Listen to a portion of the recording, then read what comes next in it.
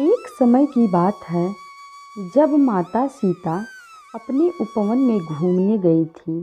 तभी देखा कि एक तोते का खूबसूरत जोड़ा एक पेड़ पर आकर बैठ गया। तोता और तोती ने पेड़ पर बैठते ही बातें करना शुरू कर दी। तोती बोली, क्या आपको पता है स्वामी कि अयोध्या में श्री राम जी का जन्म हो चुका है। यही वो श्री राम जी हैं जिनका विवाह सीता माता से संपन्न होगा।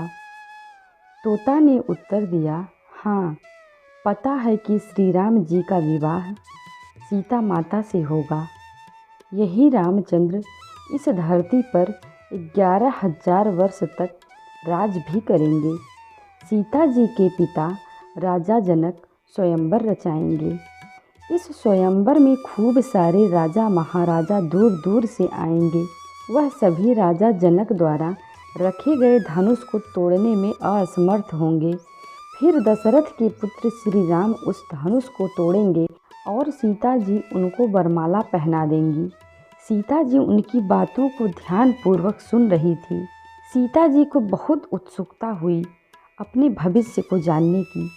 वह उन दोनों के पास गई। जब उन दोनों ने सीता माता को आते हुए देखा तो वह दोनों डर गए। वह डर के मारे उड़ने को तैयार ही थे कि तभी अचानक सीता जी ने उन दोनों को रोक लिया।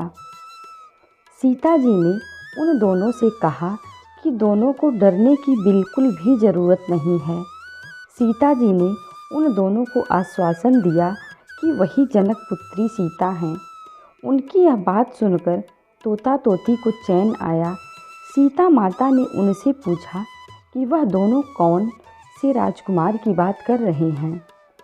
तब तोता और तोती ने बताया कि वह अयोध्या के राजकुमार और दशरथ पुत्र श्री रामचंद्र की बात कर रहे हैं। माता सीता ने पूछा कि जिस धनुष की तुम बात कर रहे थे, क्या उसे कोई नहीं तोड़ पाएगा? तो इस पर तोते ने कहा कि वह धनुष केवल रामचंद्र जी ही तोड़ पाएंगे। इसके बाद सीता माता ने पूछा कि उन दोनों को इतनी गहरी बात किसने बताई? तो तोता और तोती ने कहा, उन दोनों को यह कथा महर्षि वाल्मीकि ने सुनाई। यह सारी बातें सुनकर सीता जी अपने आगे के भविष्य को जानने को उत्सुक हो गई। सीता जी ने उन दोनों से कहा कि वह दोनों उनके महल में रहकर उनके भविष्य के बारे में बताएं। तो इस पर तोते ने कहा कि उसकी गर्भवती पत्नी है, इसलिए वह अभी तो महल में नहीं चल सकते हैं, लेकिन बच्चे के जन्म के पश्चात वह दोनों सीता जी के महल जरूर आएंगे। लेकिन सीता माता उनकी बात को नहीं मानी और वह उन दोनों को महल में रुकने के लिए बाध्य करने लगी। जब वह दोनों सीता जी की बात नहीं माने तो सीता माता ने उस तोती को कसकर पकड़ लिया। तोती ने कहा कि कृपा करके सीता जी उसे छोड़ दें। तोते ने भी बहुत गुहार लगाई पर सीता जी नहीं मानी। वह तोती को अपने महल में ले जाने के जिद पर अड़ी रही। तभी तोती ने कहा कि वह आखिरी बार कहती है कि उसे सीता जी छोड़ दें, वरना वह उन्हें श्राप दे देगी। इस बात पर सीता जी ने कहा कि राजकुमारी को कभी श्राप नहीं लगता।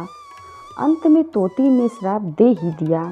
तोती बोली, जैसे आज एक गर्भवती को अपने पति से अलग रहने के लिए बोला जा रहा है, ठीक वैसे ही सीता जी को भी अपनी गर्भावस्था में अपने पति से अलग रहना पड़ेगा।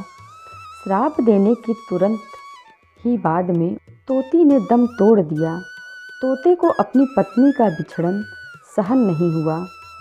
तोते ने भी सीता जी को श्राप दे दिया कि आने वाले समय में वह तोता ही एक इंसान के रूप में जन्म लेगा और वही श्री राम को सीता जी को महल से निष्कासित करने के लिए बाध्य करेगा। यह तोता वही धोबी था जिसकी वजह से माता सीता को महल छोड़कर जाना पड़ा था। दोस्तों, अगर आपको हमारी वीडियो पसंद आई है तो आप हमारे चैनल को सब्सक्राइब करके बेल आइकन को प्रेस कर दें ताकि हमारी हर वीडियो का नोटिफिकेशन आप तक पहुंचे और वीडियो को लाइक शेयर कमेंट करना ना भूलें। धन्यवाद।